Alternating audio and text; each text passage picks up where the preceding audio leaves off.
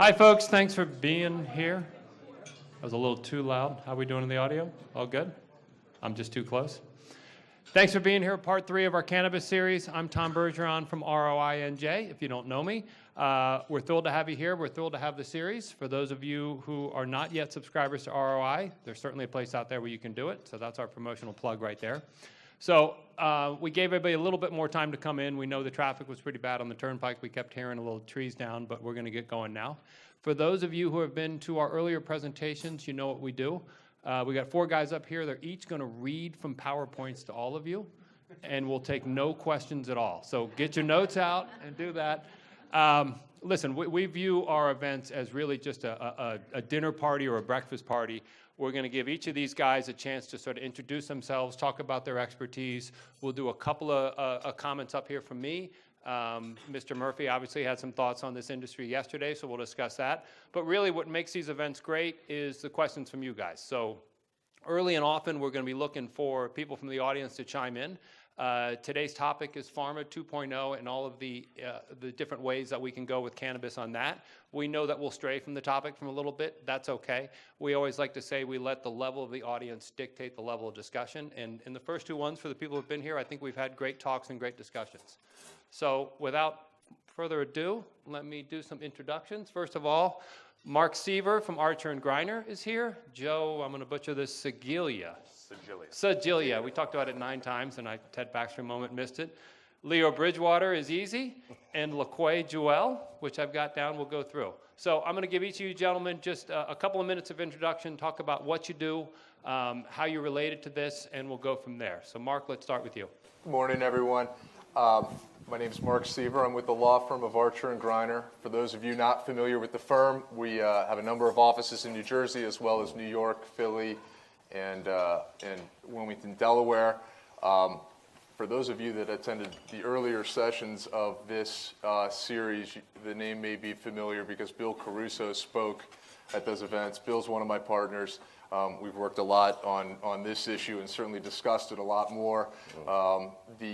Bill's been heavily involved was heavily involved both in the initial initiative for medical marijuana within the state and is now involved in the initiative to legalize recreational marijuana. So Bill and I have spent a lot of time on that. My specialty is I predominantly do protection, commercialization, and enforcement of intellectual property.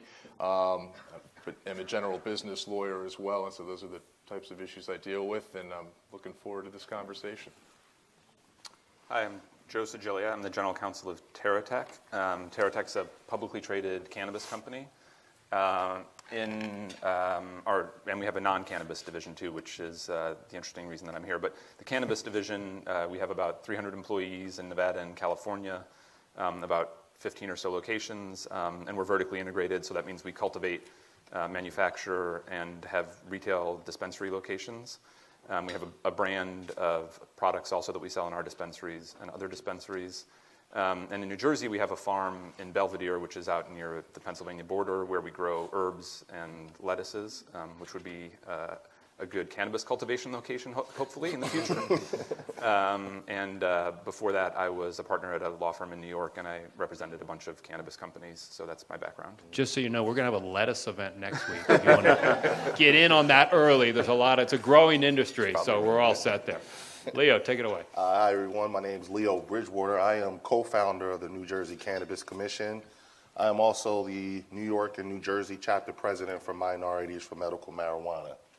I consider myself a veteran. I am a veteran activist. I'm actually one of the 3 veterans who testified in Senate committee to have post-traumatic stress disorder added to our state's medical marijuana program. In September of last year, Governor Christie signed our bill into law. I'm also one of the named plaintiffs in the Jeff Sessions lawsuit, which we are now in appeals. And I have also been doing a lot of traveling around talking with folks about cannabis legalization, in particular how it's playing out here in New Jersey, but also throughout the rest of the country. I was just in attendance at the governor's budget unveiling yesterday, and got to see some things, and also escorted a bunch of our elected officials and the fact-finding trip in Las Vegas, and also spent some time in Denver and in Oklahoma. So I'm tired, but I'm ready. I'm ready to have this conversation with you all. And I'll mention Leo is also sort of our Mariano Rivera. About 6 o'clock last night, Chris Crane is currently under about 2 feet of snow in Boston. So we gave Leo a call, and he couldn't be happier to be here, and we're glad to have you. Thanks for filling in, Leo. Not a problem. My name is LaQuay Jewell. I am the president and a founding partner of Obsidian Elite Investment Association. We provide a Main Street solution for regular, everyday folk to invest in the cannabis industry and the equity side of the market. I actually was ushered into the cannabis industry by way of Leo Bridgewater a year ago, basically helping us to understand as business people an opportunity for the African American and other melanated communities to be able to be included in what appears to be at this point a 98% white male industry. So we want to see a lot more inclusion and participation from all communities in the New Jersey market. Sounds a little bit like journalism. All right, so Leo, let's start with you. Let's talk about Governor Murphy and what he said yesterday, and he threw out in the budget address, he mentioned 1 or 2 or 1,000 things that he wants to spend money on, and the only way that he's going to raise money, aside from taxing everybody everywhere, is some revenue from cannabis, maybe. Why don't you bring the audience up to speed about what happened yesterday, where you see things going. We talked about June and December deadlines. Yeah, well, originally, one of the things, starting over again. So one of the things the governor talked about yesterday in regards to cannabis legalization was, number one, he let everyone know that decriminalization is not going to work. Right. And that's something that most of us who have been playing in the proverbial cannabis sandbox, particularly from the minority perspective, we've been advocating for forever. Decriminalization is, pardon the expression, but a half-assed effort. In particular with what's happening here in New Jersey. The ACLU reported that New Jersey arrests about 25,000 people a year for cannabis possession, and well over 70% of them look like me. So, and when you look at those numbers and when you look at through the research, that's actually been the average going back as far as 2000. That's as far as I went. So as of today, we've locked up over 300,000 people for marijuana possession, and God knows what the 2/3 of that looks like me. The second thing is that he also adjusted the timeline. From originally we were centered around June 30th, so that things would be in place for the next fiscal year budget. But turns out he's looking at talking about the end of the year. Another interesting thing that most folks don't realize, but on March 12th, just a few days ago, Representative Reed Guciara introduced a new bill, Bill 3581, 3581. So write that down. You're going to want to take a look at that, and it's just like it's almost like the one that Senator Scutari introduced, but this bill here has a little more teeth in terms of minority inclusion, and also calls for initial 7% tax rate and caps at 15% after 5 years. That's a big difference from the 25% in which Senator Scutari's bill calls for. There's also, the governor also let us know that there's $80 million being earmarked for towards the cannabis effort in terms of the medical marijuana program. So we're going to go from 6 to 16 first round, and then I think it goes up to 80 after a couple of years. The adult use bill that Reed introduced calls for a cap at 400 dispensaries, 10 dispensaries per district. So these are all things that, 20 million of that 80 million goes towards expanding and overhauling the medical marijuana program, and the other 60 goes towards like a fund to help with communities that were hit hardest by the war on drugs, with more of an input from those businesses as they come online. All right, so we see the biggest issue of passing cannabis legislation is who's going to benefit, where are we going to have it, how are we going to work on the inner cities. I'm confident because I know Mr. Murphy and Mr. Sweeney get along really well right now. I'm sure they'll just push something right through. So let's assume that we get this passed, and let's move a little bit to the topic of discussion today, which is sort of the Pharma 2.0 element.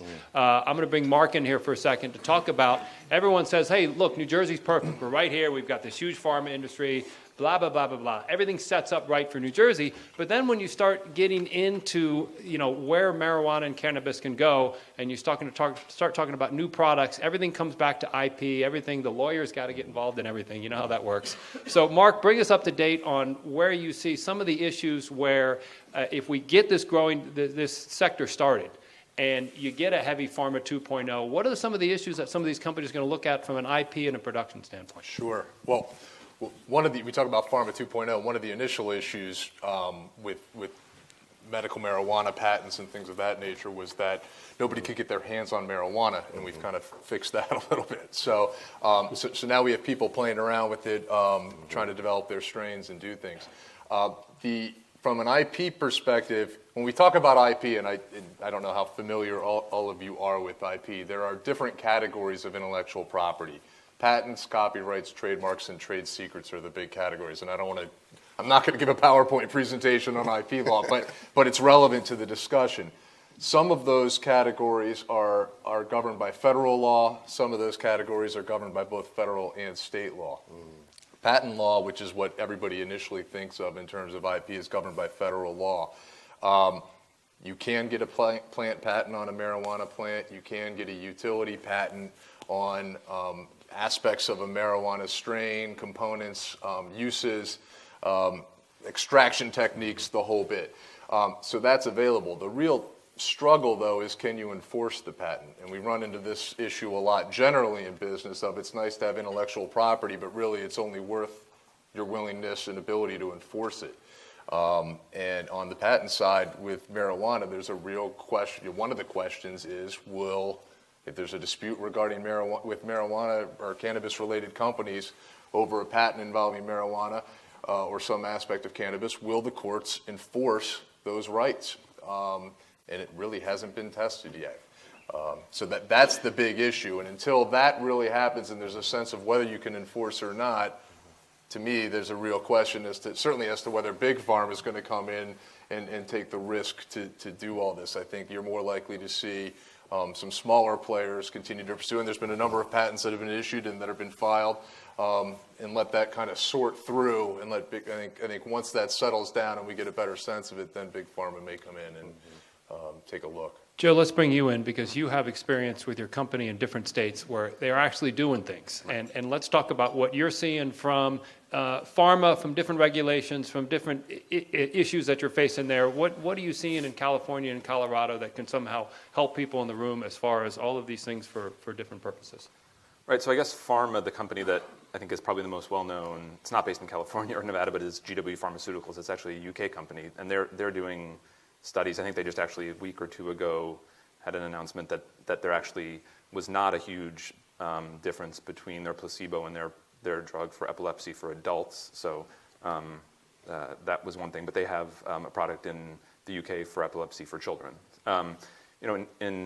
In California, and Nevada, and Colorado, I think it's still obviously more of a medical market for non-pharmaceutical grade products, right? So it's a bit different. I don't know if everyone here is in the pharmaceutical industry or not, but there's a whole sort of movement that's more based on wellness, right? So people are taking cannabis products for things other than pharmaceutical, uses, but for health, right, and wellness and other reasons. So epilepsy is a very well-known one, and one of the other plaintiffs in the Sessions lawsuit is an epilepsy patient. She's pretty well known for that. But we are seeing a lot of people who, for a variety of uses, right? And obviously, in both of those states, you needed originally a doctor's prescription. In California, they call it a recommendation, but it's essentially a prescription to get medical cannabis for any use anyway. And one of the big things we always push for is to expand, and it's going on in New Jersey right now, the number of doctors who can prescribe, the uses or the conditions that are allowed to be used, and then also the type of product, right? So in some states, like New York, and here you can't use a smokable product. In other states you can. So that means people have to either use a tincture, which is common for the epilepsy conditions, but that might not be what someone wants if they have another condition, if they want to have an edible product or something that they can smoke. So I guess that's kind of the landscape in California and Nevada right now. The delivery method. The delivery method. So as a GC from a company involved in this, when you hear about they're going to legalize in New Jersey in some way, what are the things that you're hoping for? If we do this, this will help the growth of the industry outside of just basic cultivation and distribution. Yeah. So well, there's a lot of issues. I think that one thing is the number. So I guess if there's a limit on the number of dispensary locations, that's something we tend to not agree with because it should be based more on data based on the demographics of a state, right? So it's a self-contained state market, and so there's a lot of good data about how many dispensaries and how much cultivation you need in each state based on population. So that's one thing I think people should also always think about. And then the other, which already has been mentioned, is tax rates, right? So I think a 25% tax rate is the highest in the country that I know of. 15 is more common, but actually in California, where it's 15 now, they're talking about reducing it. And that's because, again, there's a lot of good data from Colorado, especially in Washington and Oregon. Higher tax rates tend to push people back into the black market, right? So if you're a medical patient and you're used to having $100 or whatever it is per month expense, and suddenly it's $125, that's not affordable for some people, and so they'll just go back to a non-licensed provider, which raises all the problems of the product isn't tested, you don't know where it comes from, you don't know what that person is doing with the proceeds, if they're doing it for some other, using it for some other illegal purpose. So I think it would be important to have a reasonable tax rate, which is also lower, I think, is generally the idea for medical patients. All right, get ready with your questions because I'm going to go to you guys in a second. But before, I'm going to give McQuay the Best Dressed Award of the panelists. But let's talk about potential investors coming in. We've talked before about people just say, "Hey, I want to get in on this, and then I want to do this, and then I want to get a street corner shop." But there's a whole other level of a pharma investment and a small business investment. Are you seeing any people coming in saying, "I want to get into these different areas"? Are you talking about how investments can go to different things other than the basic distribution? So at this point, we're getting a lot of people who have business plans that they want to present to us for potential financing.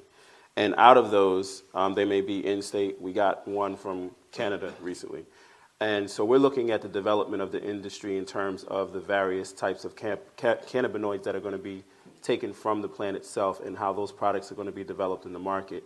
So it's very important for us to understand how intellectual property is going to be in terms of the various strains, whether or not they're going to make specialty products out of the terpenes, whether they're going to make specialty products specifically CBD-based or CBD-THC-based.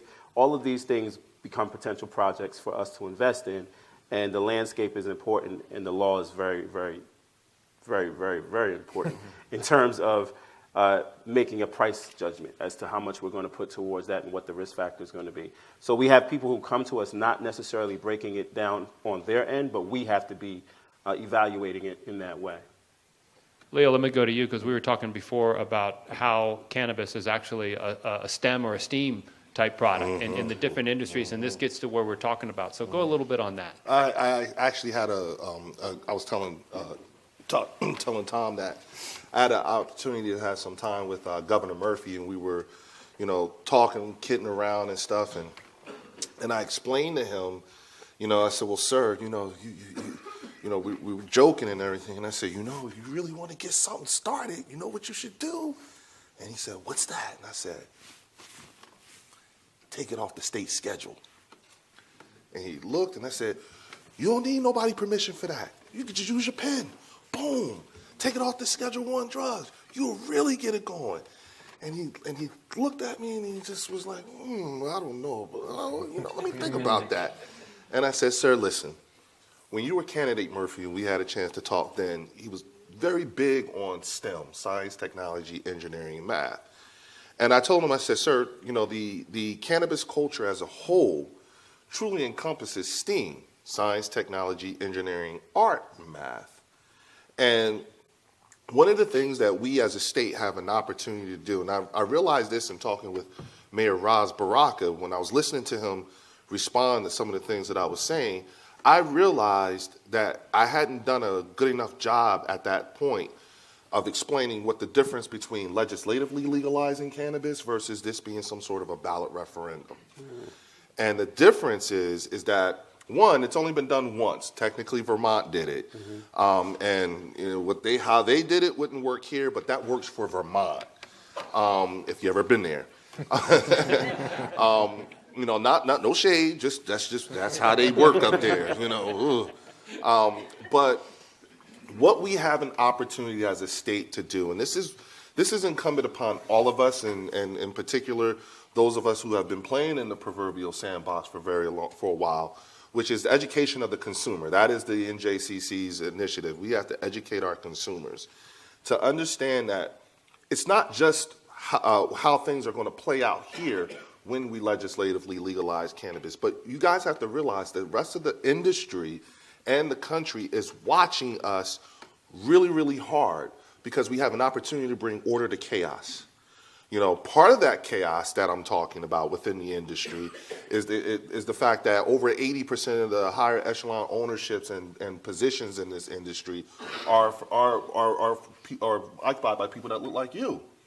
That's chaos. No, that's no disrespect. That's just the way it is. That's part of the chaos. And so what we get to do is by legislatively legalizing cannabis, it gives POC, people of color, a seat at the table. It requires us, and that in and of itself will bring, we can bring a new standard. We can legislatively bring a new standard to how this industry works when it's all inclusive, when it looks like us. When it looks like everybody who's a part of it. And what that does is that signals to the rest of the country, you know what, we're going to do it like the way they did it in Jersey. Because when you say cannabis and industry, the first name that comes up in your mind is Colorado, California, y'all know it, Vegas, all of that. Those are the first things that come up. But Colorado ain't got it right. California is still trying to fix what they started off with, and Vegas is trying to fix what they got. And so the thing is that, what we have to do is we have to get engaged in the conversation to get the teeth put into this legislative bill that allows it to be more inclusive. We do that, we've literally changed the face of the industry in terms of how it moves and how it works and the rest of the state, because they're all going to fall like dominoes. Especially when this goes legal federally. I don't think you'll be able to be president of the United States come 2020 or 2022 without having something to say about this. And just to clarify, when Leo talks about people like him, he means highly charismatic and personable. So far, the industry's got a lot of dull people. We need to get Leo in. All I right, swear, if I was white, I'd be red from blushing. Thank you.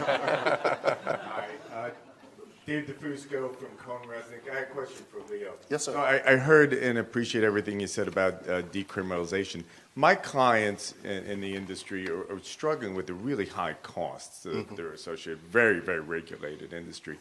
And when I think about what they're competing against in the black market, I was hoping you could distinguish between what you're talking about for decriminalization and the eradication of the black market, because this would be just like selling cigarettes, out of a truck. Yeah, it's still got to be criminal. Yeah. When Governor Murphy unveiled his budget yesterday, one of the things he talked about was the difference between decriminalization and, like I said, it was sort of like saying it was a half-ass effort. And the reason being is because decriminalization still incentivizes the black market.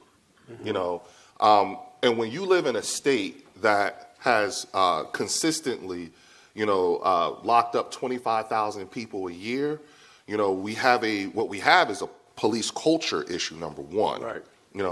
And then number two, decriminalization doesn't, it still incentivizes the black market, and it doesn't offer any alternative in terms of how we're addressing the police culture issue.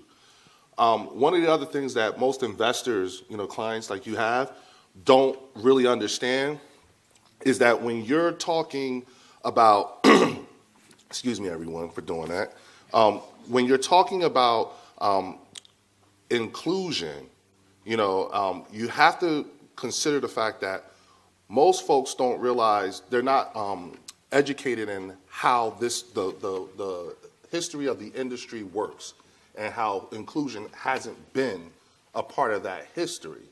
And so when you look at the customs and courtesies of your average cannabis consumer, most folks don't factor in the fact that your average cannabis consumer is very loyal. We're almost loyal to a fault. We know people who've had the same dealer for about 25 years. So rarely do they step away from their dealer.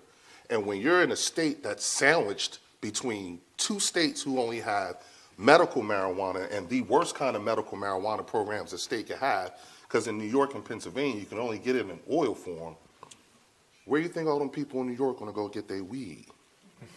Where do you think all the people in Philly are going to go get their weed? They come in here. So the math, the count, and we're asking folks to make rules for something that was taboo in conversation just 2 years ago. Mm-hmm. And they can't help but tell on themselves when they say gateway drug and all that stuff. We don't even say that no more. That was scientifically debunked years ago. And we don't even talk that way. These are the things that when you're talking with your clients and you're talking about decriminalization, all of that webs out from there.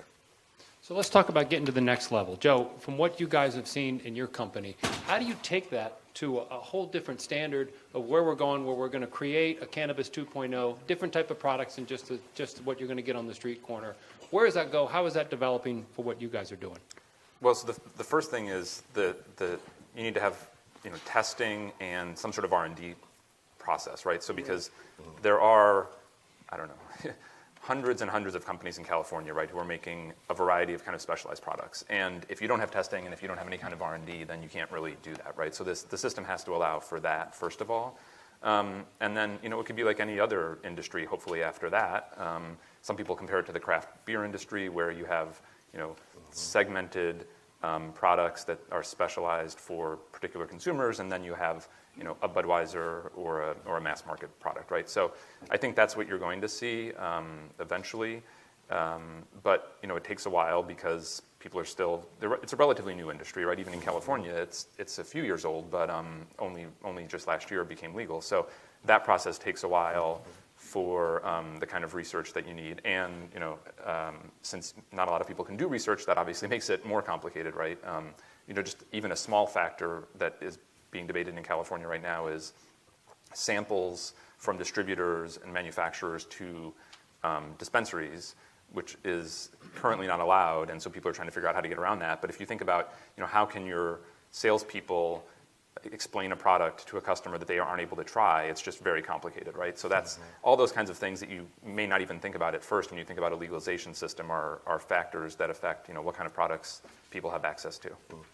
So we have these new products that they can't even try and they're trying to develop, and all of them, they've got to be concerned about the patents and the IPs. Mark, some of the issues when people want to get into this business and take it to another level that they need to be concerned of from the beginning. Some people in here are probably thinking, hey, I can develop this or I can develop that. What would be some advice for getting into the business from an IP standpoint, from a legal standpoint, protecting what you have, and not developing something that somebody's already developed and the patents are kind of shaky? Talk about that. Yeah, actually, the last point's interesting. We were talking about it before we got started on the patent realm. One of the critical required elements of a patent is that you develop something that's new. That's a huge problem in this industry. We have an industry that's been going on unofficially for a long, long time. Defining what is new and patentable is a huge problem. I think it's the Open Cannabis Project's undertaken to try to track the makeup of the various strains so that we can have a database to at least establish what the starting point is as we get into synthetics and all kinds of variations and custom strains. We need to understand where we're starting from so we can determine what's new and patentable and protectable. So that's a huge issue. Again, I think that patenting strains, plants, things of that nature, that's one level. That's certainly that's kind of maybe where the big money's at, and ultimately where it's going to go. I think for a lot of people getting involved, it's not necessarily patenting. We talked. You guys have a provisional patent, but TerraTech doesn't have a huge patent portfolio. What they do have is they have branding, they have trademarks, they have contractual relationships. and those are the, and that affects a lot of businesses, most businesses. When you're dealing in this space, it's very important to pay particular attention to what rights you're dealing with and how you craft the agreements that are in place, what rights you seek to protect. For example, for trademarks protect brands. Unlike patents, where you can get a patent on a cannabis plant, you cannot get a trademark for anything related to covered by the Controlled Substances Act. So they just won't allow it. Now you can't get a federal registration. You can get trademark rights by using the mark in commerce. They're called common law rights. You have the ability to get state protections, but they're very limited.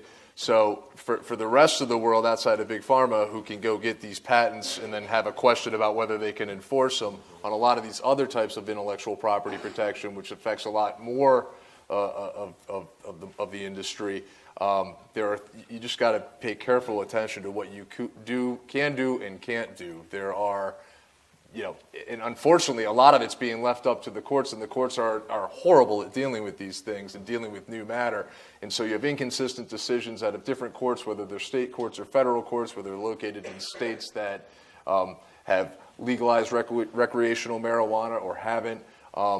So right now we're in a somewhat of a crapshoot. We're not yet at the point where we've had enough cases where you can find a case that says, sometimes you're like, I want to find a case that says this, and we're getting to the point where you can almost find a case that says anything because there's so much inconsistency out there. So the potential for a free-for-all opening up, I get it. Joe, you guys are already involved in the business. How do you protect yourself about different laws passes in different states, not just New Jersey, perhaps federally, and other people coming in and want to introduce products that you guys already have that, again, you have a questionable on that. How do you protect against that proactively in a situation like you guys were saying? All this stuff is out there, but it's just undercover, it's coming out a little bit, so now you got to worry about, hey, I have that first, and someone said, I've been doing this for a long time. This is mine. How do you proactively protect yourself? We have a very good IP law firm who we pay a lot.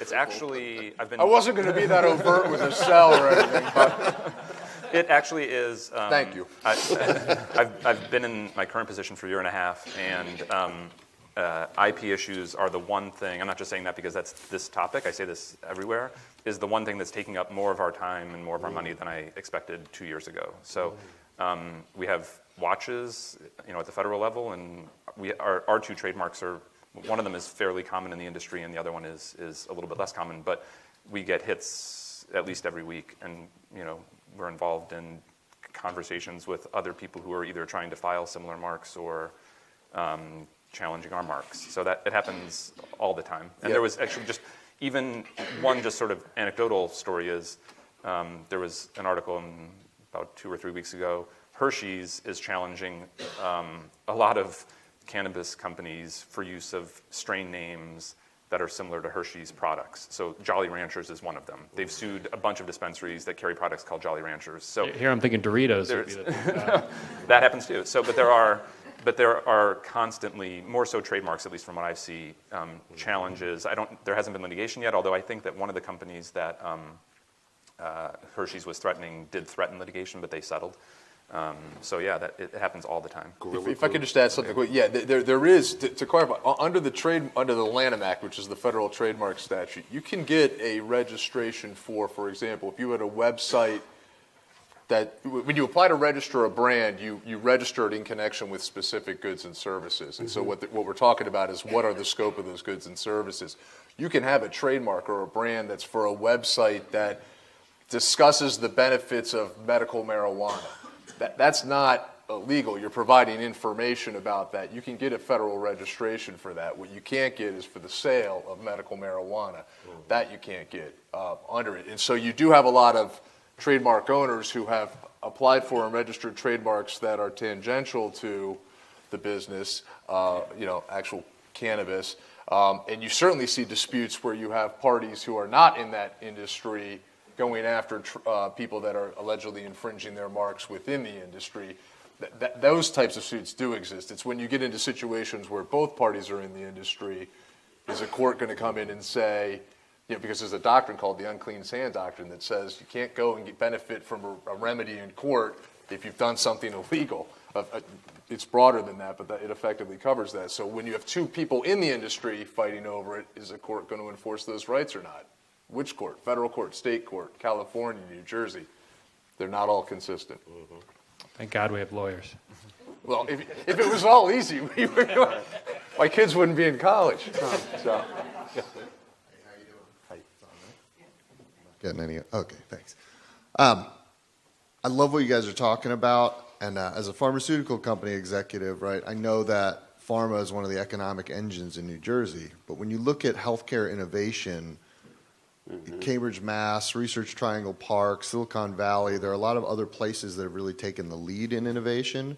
And I haven't seen anything in the draft legislation or in any of the conversations that I've heard coming from our legislators that would position New Jersey to be a leader in innovation in this space. I mean, as long as cannabis is Schedule I federally, it's virtually impossible to do real medical research anywhere in this country.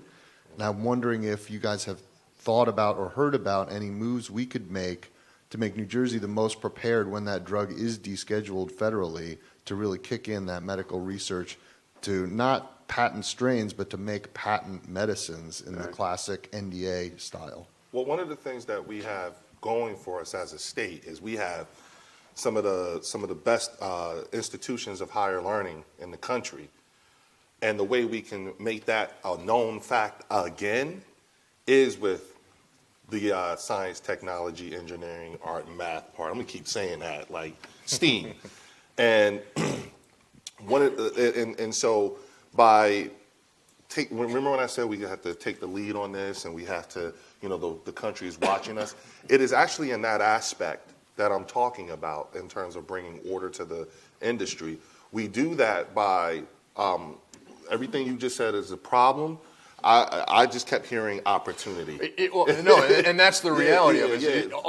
If it was all easy, you look at barriers to entry anytime, and this is a huge barrier to entry. It's a huge opportunity. But by taking the lead, like when I testified with the Assembly Oversight Committee last week, and I explained to them the same thing, and because one Assemblyman Danielson, Chairman Danielson, he says to me, well, Leo, we don't have a way of testing if someone's driving drunk or DUI, if someone's driving under the influence of cannabis. And, and that's a very big problem. And in my mind, I'm thinking, well, damn, that's a good problem to have, because that means someone at Rutgers or at one of these schools here in the state can figure out what that testing platform would be. Folks, when I say we have to think on a macro level, I mean, damn, we have to think on a macro level. We got to get the FDA involved. We have to get, because we're going to have cannabis-infused types of eateries. We have to get, a lot of these government agencies involved, because we're going to be developing all the different technologies there is to include that. You said we don't have a registry for the types of plants and DNA. Okay, you know what? Let's make that happen too. I just hear, all I hear is opportunity upon opportunity. And to your point, remember I said we're asking a bunch of people to make rules for something that was just taboo in conversation a long time ago. Folks, the cannabis legalization effort in New Jersey is like one big TV series. All of us are in season 8, episode 3. Our legislators are in season 1, episode 2. So spoiler alert.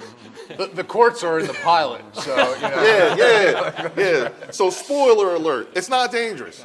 You find that out in season 3, episode 4. Dr. David Koenig, first and foremost, thank you, all 4 of you, for being here. Leo, it's always good seeing you. As someone in the cannabis sector for the last 6 years, I have a 2-part question. The first part is, in your opinion, all 4 of you, do you think New Jersey is going to fight to keep a good standard medical cannabis program? Because you mentioned Vegas, and as someone who owns a cannabis business in Vegas, they pretty much tossed out the medical program, so everyone pays over 20% tax as a medical patient. So that's my first question. The second part question is, we are in the pharmaceutical capital of the United States, and we all talk about testing. As someone from the testing lab sector, in your opinion, do you think Big Pharma is going to step up and help form the rules and regulations for testing requirements for cannabis? Well, that's one. Big pharma is one industry whose bottom line cannabis does affect, along with alcohol and the prison industrial complex. I don't see how alcohol is going to be able to have a foot in the door, and I don't think the prison industrial complex is going to bend the knee either. But at some point, it'd be nice to see the pharmaceutical companies get themselves involved in terms of from a research standpoint, because they have the labs and they've been doing this for a minute. So, I do think that, we should really consider, Are we missing the point on big pharma and little pharma? A lot of the trend, look like you jumped in. Everything that they're speaking about in terms of these limitations, from our standpoint, represent, as Leo said, two things, though. Opportunity. The legislation part of it is a huge risk factor because we can't really determine that. So we depend on people like Leo and other activists to definitely lobby on our behalf in terms of the actual bill that gets put into law. But at the same time, we see opportunity. I can't speak necessarily for New Jersey, but we've actually considered international R&D where simply because the cost of entry is lower, the information can travel freely. We can reap the benefits of almost no regulation in other areas and bring that information here to develop products within this market and reap the benefits from that for our investors. So regardless of what this playing field is going to look like, business people are going to find the means by which we can overcome those obstacles because we do see them as opportunities. So some of the limitations it's par for the course. It's necessary for the development of the industry. Joe, talk about the R&D at your company and where that comes from. So, yeah, I was actually going to mention that earlier. I think it's related to the previous question. A lot of it's done in Israel, and people may know that already. Their tests are. I'm not an FDA lawyer, but my understanding is they're similar to FDA kind of guidelines. So that's a popular place right now. I would say, my personal sense is they're probably farthest ahead in the world with research. But European countries are, starting to do more. There's a lot in Spain because it's legalized there, and a little bit in the UK. The company I mentioned earlier is from the UK, so they're doing tests. But certainly Israel, I think, is where a lot of people are looking. So where does New Jersey need to get some of that market? A lot of the thing about New Jersey, you talk about there's a lot of little pharma now as much as big pharma. People know the big pharma, but there's tons of little pharma. How does New Jersey need to ramp up in that area? And do you guys see more people looking to get into that type of development?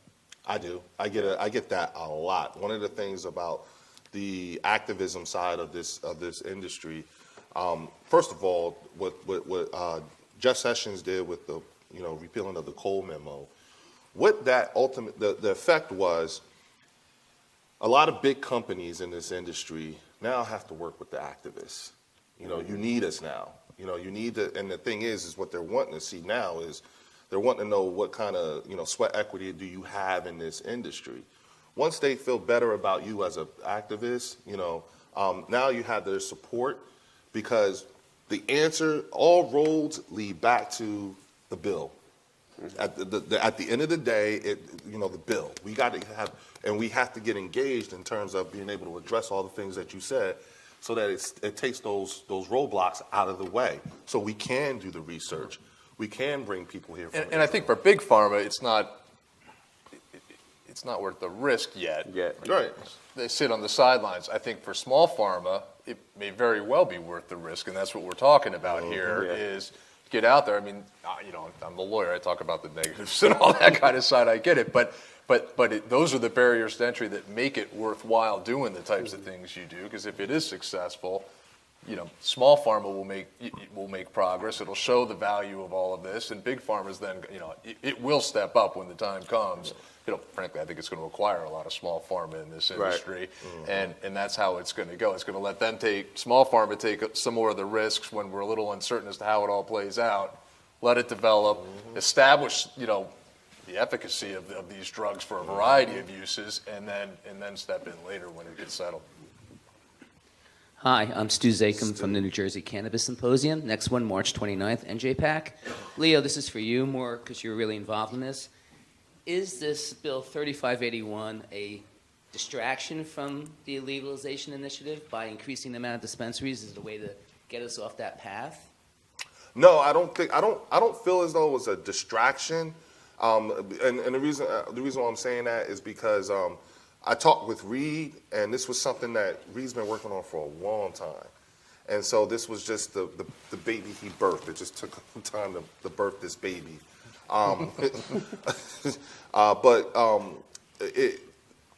It actually gives another aspect to what has already been a hot button topic already, and it again more teeth, you know. And all of these things are things that we have a jumping off point in terms of what we can talk about and again getting the conversation going and getting engaged. You know, good question, Stu. I'm Shelley Roth. Is this on? We can hear you, Shelley. Yeah, we hear you. Hey, Shelley. Yes. I'm sorry, I have a cold. I've run an investor relations, financial communications firm for about 35 years. And I'm just curious from Joe's point of view on the atmosphere that you find for investors. I'm sure that investors are very interested in this, but do they see it as a more risky investment in cannabis because there's no set, all the things we're talking about here, there's no set assurance that this is going to go in A, B, or C direction? So our company is a little different because we're a public company. Well, that's what right. So, I mean, there's a big difference between investing in obviously public and private companies, right? For us, people have an easy exit because they can sell their stock if they get nervous. The private investments, though, I understand. I get that perspective, right? I mean, there is a lot more risk. But you know, I think generally if you sort of look at the data, right, I think it's over $1 billion already this year, right? Just in the first 3 months of 2018, there's already been $1 billion invested in the industry, public and private investment, right? So, and last year, the whole year was $2 billion. So, you know, you would think that this year would surpass that unless something significant happens. And there are, you know, a little bit more of signs that larger institutional investors, right? No big hedge funds yet, no big investment banks, but sort of second tier kind of institutions are getting in, right? And so I think that's a good sign. And we've only touched a little bit on Canada, but that's probably a whole other panel topic, right? I mean, the Canadian market is far ahead of us already. Yeah. So there are Canadian investors coming into the United States also, and that's going to change things quite a bit too. LaQuay, talk about the temperature of the people you deal with on getting in, getting out, understanding what's going on. Well, everyone in our sphere, we deal with both large investors and small investors, but on the smaller side, we deal with more of them. So they're used to the stock market, they're used to penny stocks. They're not used to equity investment, obviously. But we're definitely watching Canada because there's been a plethora of lawsuits as they start moving towards their national legalization. Big companies just going after each other tooth and nail just to see how they can stake their territory. And we're taking this as a learning experience in terms of how we operate, not just in New Jersey, but as we expand into other markets outside of New Jersey. Investors in our strata are familiar with cannabis. And they already know it's going to make money, so they don't really have a question about that. They want to know what is our strategy to make money within the industry, and that's what we have to sell them on. We don't have to sell them on the idea that this is going to make money because the atmosphere is that everyone knows that this is going to make money. They just want to know where they stand. Yeah, question in regards to opioid addiction. Seen some articles out there. One, obviously showing that states where where medicinal is legal, the addiction rates are lower, number one. Number two, I've seen some articles where there's starting to be talk of, do you use it to see if it actually could be a treatment? I'm curious if you've heard anything there, because if that works, ultimately it becomes a reverse gateway, maybe a solution that replaces methadone or other things like that. The actual term is exit way, right? What we're finding is that it's not just that states who have comprehensive medical marijuana programs are seeing a drop in the number of opioid abuse and addiction incidences. But what they weren't prepared for was they're also getting what the doctors had to say. They're writing less and less scripts. And so when you look at what's happening here in New Jersey, Before there is an adult use, anything, we have to simultaneously, which is what the executive order that Governor Murphy signed a month ago that I was at, is that we also have to shore up our medical marijuana program. Right now, when I was going through it for post-traumatic stress disorder, at the time, the New Jersey medical marijuana program only had about 7,000 people enrolled in it. It was the bane of Governor Christie's existence because he inherited it. And the way the New Jersey medical marijuana program was run was indicative of that. And so when we got PTSD added, and notice PTSD is the only mental health condition in the medical marijuana program, the only one. Everything else is some sort of a physical attribute. When you look at the time there was like 7,000. Today we're at 15,000. Now, when you look at a state like Michigan, who has a similar population count that we have, they have over 200, almost 250,000 people enrolled in their medical marijuana program. So you're looking at 250,000 people and 15,000. Something ain't right. And that is what we have to have. We have to be able to, account for that segment of the population. Because if you talk to folks who actually say they recreationally consume cannabis, if you go beyond that one question and ask them the why, the how, and the when, they actually sound like patients. So you have people out there who are actually medicating and don't even know it. So again, which drives home the point of educating the consumer, because folks are actually medicating and don't even know it. Yeah, Leo actually addressed it. We use these terms, recreational, adult use, and medical. It's a medicinal plant. In and of itself, it's a medicinal food. We look at it with one eye of how this is utilized, as though smoking is the best delivery system, and it's actually the worst. There are so many other ways. They're developing an ocular system in which you do drops into your eyes. It's not out yet, but they're in the works of looking into that. There are many different ways to utilize this particular plant, along with other medicinal plants.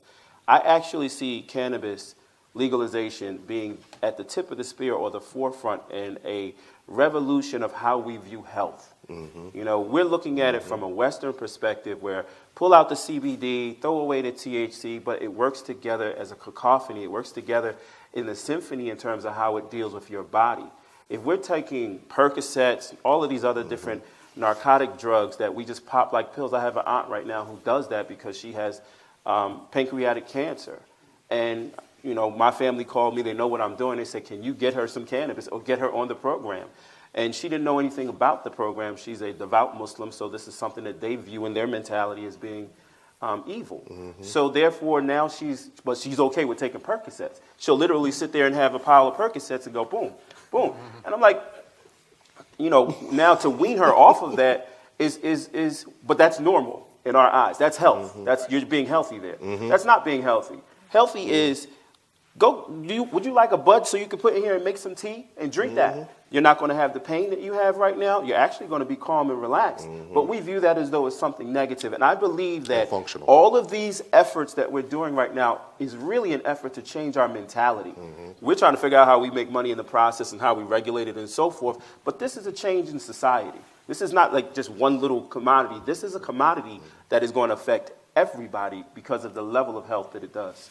I wish like heck I could remember it, but I just saw a report on a study done with patients who were I forget whether it was pain or whatever, and they had switched them from opioids to marijuana, and it was some number like 85% of them preferred the marijuana to the opioids in terms of effectiveness and in terms of the general, reactions and secondary.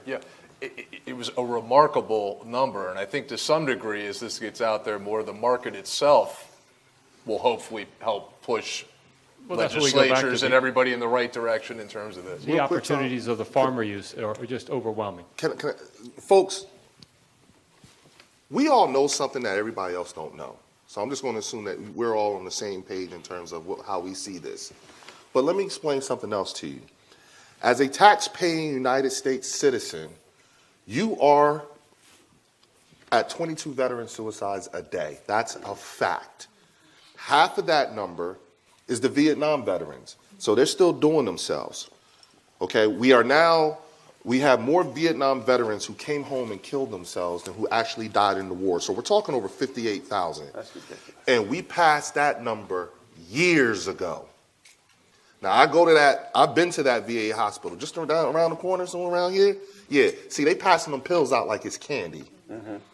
That's real. That's really happening. And understand something, I'm one of those people, when I'm in there, I'm like, they really do this? What? And they even mail it to you now, okay? And so when you're talking with folks, and like LaQuay said, Percocets and everything, and we're talking about facilitating a cultural shift in how we look at this plant. But we're also talking about facilitating a massive transfer of wealth, the likes of which the logistics damn near can't be quantified. Hell, we're up here trying to, talk about how this is going to work and all this other stuff. And all we really did was just come up with other ways to think about this and things that have to be tackled. These are facts. And so people like ourselves, like LaQuay and I, who are veterans, what we're doing is we're still in public service. And as a tax-paying United States citizen, I really hope that everybody in this room and within range of my voice sees this as a much better return on investment than 22 veteran suicides a day. Absolutely. Because that's where we're at. That's the time for applause now. Thank you. All right, you got to top that. Go. I don't know if I can, but a few weeks ago, the New Jersey Legislative Black Caucus expressed some concerns about legalization. And I think they're fairly valid concerns, but how do we address those concerns? You've heard of this, right? Well, first off, you have to realize that, and this is, Do it. I'm going to say, Do it. It's hard to get Leo to talk, so we're going to try to push him out. Hey, man, listen, it's coming out. Y'all paid for this. First of all, the hardest, I've been up and down the state, talking to folks. The hardest group to talk to about this and to educate is the black church people. Most folks don't realize black church people are way more conservative than what you hear and see on Fox News. That is the God's honest truth. Now, part of that is also having to deal with the post-traumatic stress disorder over the illegality of the plant. In particular, how it relates to the POC communities or African American communities here in New Jersey. Remember, I just told you, 25,000 arrests a year. You know what I'm saying? Think about what the illegality of the plant has done to an entire community. It's killed people, it's destroyed homes, it's locked people up. And when you talk about PTSD in whatever form, whether it's inner city acquired or from, being in war, PTSD requires folks to have some very difficult conversations, because we all know folks who've been touched when they were kids. Family secrets start coming out. These are things that are very, very difficult, and within the black church community, those are the kinds of conversations that unfortunately we like to run from and don't want to have, and that's how you have generations of secrets that have been carried on over and over again. So breaking that cycle is going to be rough. Well, what Leo is saying is accurate, but we took a different strategy. I actually am one of those black church folk that he's referring to, and I come from progress, y'all. No, I come from a community that 65% of the African American community is Christian, and devoutly Christian. It's not just the African American community; it's the Latino community. It's the melanated community in general. We're a highly spiritual community, highly spiritual culture. But our strategy was initially, that's the biggest opposition. So then that's going to be the main effort. So we're going to attack that first. We're going to attack this where it's strongest, because once we break through there, we've broken through the entire community. Everybody else is for it, but they're fringe. So when you hit, so I'm going to tell you how our success has been. The majority of our members are from the church community. We have a huge contract with the Fellowship of Churches of New Jersey. We have a bishop who is actually on staff with us who deals with all of the clergy that we deal with. I myself have done a presentation on a Sunday by invitation at a huge church, specifically on cannabis, just to educate the community. And we had different responses, but we had mostly favorable responses. And a lot of it is 80 years of propaganda. 80 years of propaganda have relegated the drug schedule of the United States government is equivalent to biblical scripture. So you don't do these things because God is against it, because the government said so. And how do you fight that? You only fight that with truth. You fight that with reality, and people know that are on, 22, I'm a veteran, so friends of his are gone, friends of mine are gone, just simply because they couldn't cope with the change back to this society after multiple, deaths and visually seeing things that are horrific. So bringing you back to, you don't even have to do that. If just coming back from military life into civilian life is catastrophic by itself. Yep, sure is. Lord have mercy. So not to be, and then, you go to the VA and they offer you all of these different drugs that have interactions that interact with your mentality. However, and you like, I just need a joint. Or I just need to do, that's illegal. So therefore, you have to go through the process of actually retraining yourself to look at this in a certain way. So to my brothers that are in the Latino community, we haven't had much success there. And we really believe that so many of us have been locked up for this. And I'm going to share a sentiment that we saw on Facebook that someone actually shared. Seeing or knowing that your cousin was locked up for marijuana possession, who died in prison, then to turn around and see all white men make millions of dollars off of cannabis legalization makes you a special kind of angry. Just put yourself in that mindset for a second. This is a family member of yours that is gone simply because they had a plant that they were self-medicating on because someone, an anslinger and so forth back in the day, wanted to use racism to make something illegal to protect big business. So here we are again. We have an opportunity to do it over. We need to do it over the right way.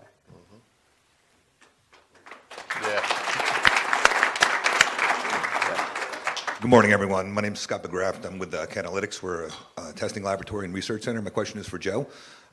You mentioned testing a few times. How do you rate the importance of testing, and how extensive do you feel the testing should be as a cultivator? So it's obviously, it's very important, right? It's one of the most important things for the product. As I mentioned earlier, if someone is doing it, doing testing for medicinal purposes, right? That obviously has to be very accurate. I think that should be as high as pharmaceutical testing, personally, right? Because everyone's mentioned this. If you're consuming a product that has pesticide on it, you have to know that, right? If you have cancer or HIV or whatever else you may be treating.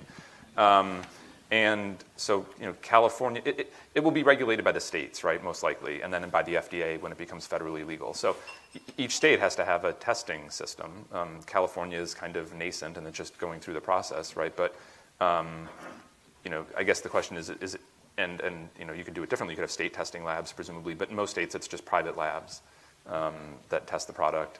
You can't test everyone, so it's, some sort of batch testing by, by lot or whatever, however many products you have. But I think that has to be part of whatever legalization system you have. Real quick. For us, it's so important that if you have a business plan for testing facilities, you move to the front of the line of people that we would like to invest in. Right. Oh, and the other thing I'll just mention is most states don't allow testing and other licenses because of the the potential risk of having the testing be skewed. The state actually controls the testing. So in most states, in most states, if you have a testing license, you can't have one of the other classes of licenses. Good morning, gentlemen. My name is Oscar, Custody Group. My question is actually for Mr. Segilia. How do you navigate from a liability standpoint, having multiple divisions under the same company? And are you at all concerned with market cap at all being affected by that? You mean the non-cannabis? Right, exactly. The leafy green side as opposed to cannabis. So that was sort of historically partly to get into New Jersey, and also partly because the business before before I joined, but before it was even a public company, sold ancillary products. So hydroponic equipment, lighting, things like that. It started out as not plant touching. So this is 5 or 6 years ago. Having a non-cannabis division sort of made sense then. And it was also helpful with state regulators to say, we have a 5-acre greenhouse in New Jersey where we grow other plants. We sell those products to Walmart and other places like that. So it was sort of a combination of a hedge and a little bit of a head start. The market cap, my guess is people value the company as a marijuana company more than as a lettuce company. But it's hard to say. All right, as usual, we're just running on and on and on, which is great. We're glad to get all the conversations in. So it's 9:45. We're respectful of your time. We also know from the first two that people hung around for another hour taking questions. So we're going to do a couple of things. I'm going to give each of these guys 30 seconds, 60 seconds to do sort of a closing statement, talk about what you do. I know a lot of people want to network with these guys, network in the audience, so we'll do that. We're going to get a group photo because I know you guys want that. And then we're going to open it up and let everybody go home, go to work if you need to, come up and ask more questions individually, and we'll go from there. All right, Mark, we'll start with you. Yeah, so on the takeaway I would ask you to go with on the legal side is that, obviously we don't know where a lot of this is going. This is not, a lot of these questions are great questions. They're not ready answers. This is not one where you just hop on and have the right Google search and get the answer. It requires a lot of thought. It requires some planning. If you're looking to get into this field or expand into this field, get good counselors and professionals around you to actually think through these issues and bounce through ideas. It's ever changing. There's probably a new, from my standpoint, there's probably a new case out today in a jurisdiction that alters some of what we talked about. So, but to the point said earlier, all the obstacles I'm raising present opportunities. So. Without the obstacles, you're not going to have that. So I think it's important to give it time, and I think this is a worthwhile endeavor. So I think one thing that I always like to mention is people should be more involved in activist organizations. I think a lot of people aren't. So there's Drug Policy Alliance, there's NORML, there's state level organizations. It's good to be involved in all those things because the more momentum the industry has, even if you're only in it for the business, you're, like everyone else said, you're an activist anyway, right? So you have to get more involved, especially in a state where it looks like it's going to be a legislative process. Staying involved, keeping pressure on your local representatives and elected officials is important. Mayors, even, any city council members, everyone. Yeah. Again, I would say I encourage everyone to start to rethink how you're looking at this because you've already spent the money in terms of paying as a tax-paying citizen. Again, the follow-up, yes, looking at the activists and also investing in those groups, the homegrown ones like DPA, New Jersey Cannabis Commission, Minorities for Medical Marijuana, and so on and so forth. Look under the hood. Check them all out, figure out who's who and what kind of sweat equity do they actually have, in particular when it comes to your state. And then also research and look more into what the differences is in terms of legislatively legalizing versus it being a ballot referendum and being able to explain that to folks and understanding the value of doing so, such as how we intend to do it here in New Jersey, and start calling your elected officials. So as an investment association that focuses on Main Street, we want to recommend to all of you, even though we are looking at this from a business standpoint, that may be a costly expenditure and that may be a risky expenditure, but at the same time, you need to hedge your bets, have a diverse portfolio, and you need to make sure that you have a stake in this industry bigger than just shares. You might want to own some equity. All right, so a couple of thank yous. This is our third part of the series. First of all, Archer Greiner has been a sponsor of all three events. We thank you for your support. That's been great.